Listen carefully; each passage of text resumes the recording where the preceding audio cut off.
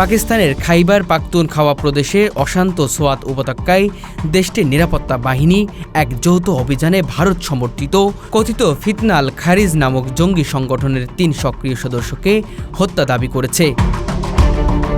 পাকিস্তানের সামরিক গোয়েন্দা সংস্থা এবং আধাসামরিক রেঞ্জার্স বাহিনীর যৌথ এই অভিযানে সন্দেহভাজন জঙ্গিরা গোপন আস্তানায় অবস্থান করেছিল বলে জানানো হয়েছে।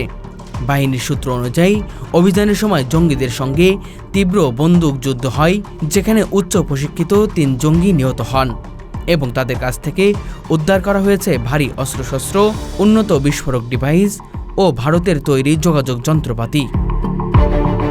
পাকিস্তানি গোয়েন্দাদের দাবি, এই গোষ্ঠীটি মূলত সীমান্ত পেরিয়ে ভারতীয় গোয়েন্দা সংস্থা রয়ের প্রত্যক্ষ সমর্থন দেশের ভিতরেই নাশকতা চালাতে চেয়েছিল এবং সাম্প্রতিক তারা সোয়াতে নিরাপত্তা বাহিনী ও ধর্মীয় নেতাদের উপর হামলার পরিকল্পনা করেছিল। ফিতনা আল খারিজ নামটি নতুন হলেও গোয়েন্দা সূত্রের দাবি, এই সংগঠনটি পূর্ব নিষিদ্ধ তেহরিকি তালেবান পাকিস্তানের ছত্রছায়ায় কার্যক্রম চালাত এবং বর্তমানে নিজেদের আলাদা পরিচয়ে আত্মপ্রকাশ করেছে, যাতে গোপনে তৎপরতা চালানো সম্ভব হয়। সাম্প্রতিক বছরগুলোতে সোয়াত অঞ্চলে আবারও উগ্রবাদী তৎপরতা বেড়ে যাওয়ায় নিরাপত্তা বাহিনী নিরাপত্তা বৃদ্ধি করেছে এবং এই অভিযানে জঙ্গিদের হঠাতে পাকিস্তানের কর্তৃক একটি কৌশলগত সাফল্য হিসেবে দেখছে।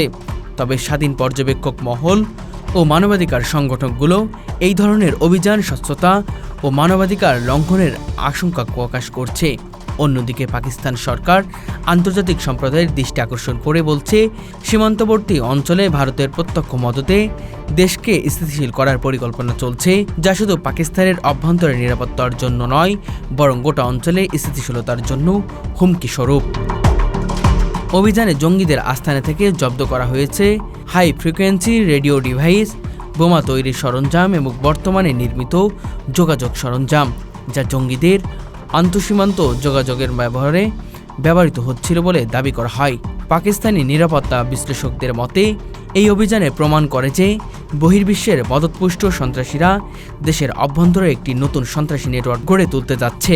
যদিও সরকারি পক্ষ থেকে জঙ্গিদের পরিচয় গোপন রাখা হয়েছে, এই ঘটনাকে কেন্দ্র করে ইসলামাবাদ ভারতের বিরুদ্ধে আঞ্চলিক স্থিতিশীলতা সৃষ্টির অভিযোগ আনাতে পারে, এমনটাই ধারণা করছে রাজনৈতিক বিশ্লেষকরা। তবে ভারতের পক্ষ থেকে এই বিষয়ে এখনও কোনো আনুষ্ঠানিক প্রতিক্রিয়া আসেনি। তবুও এমন অভিযানের পেছনে আন্তর্জাতিক ষড়যন্ত্রের ইঙ্গিত খুঁজছে পাকিস্তান সরকার।